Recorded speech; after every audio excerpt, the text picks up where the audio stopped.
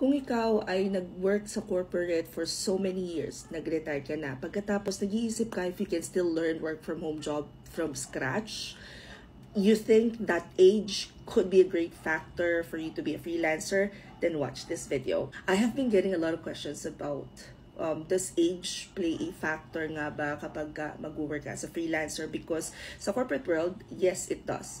However, sa freelancing, keep in mind na hindi masyadong tinitingnan yung edad. However, since ang ginagawa mo sa corporate work is more on administrative, you really have to think about, do you really want this? Kasi many retirees, they want to get work from home jobs just because they're bored, or they want to make sure na may ginagawa pa din sila during their spare time. And nasanay sila na nag-work sila for 8 hours per day, nagta-travel sila for a few hours, so they have this parang regular activity. As a freelancer kasi, walang ganon. Ikaw ang magsiset ng sarili mong oras. Ang pinakamalaking challenge niyo ng mga papasok sa freelancing is you really have to think about the service that you're going to offer. How does your proposed service stack up against what's already in the marketplace? Unique value proposition.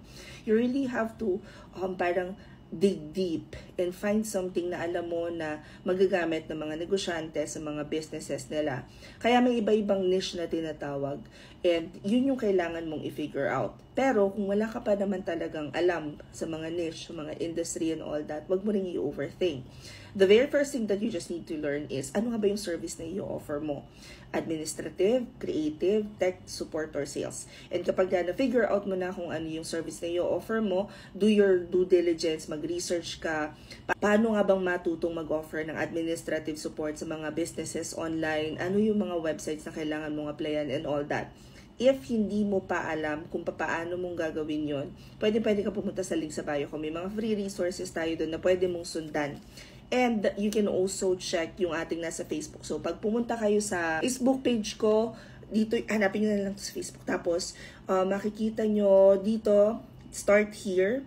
I-click nyo lang yan, yung see more. Pagkatapos, may full guide na dyan. So, lahat from saan pwedeng mag-apply and all that. Also, keep in mind, meron tayong, pag browse nyo lang, we have the broadcast channel. Sa broadcast channel natin, guys, nagpo-post din ako doon ng mga hiring. So, kung nagmamadali na kayo, gusto nyo na talaga makahanap ng work, punta na lang kayo doon and magsasend ako ng mga announcements kapag launching na ng website. Anyway, sana makatulong to. Comment any questions you guys have about working from home, follow from, or work from home chismis. Bye!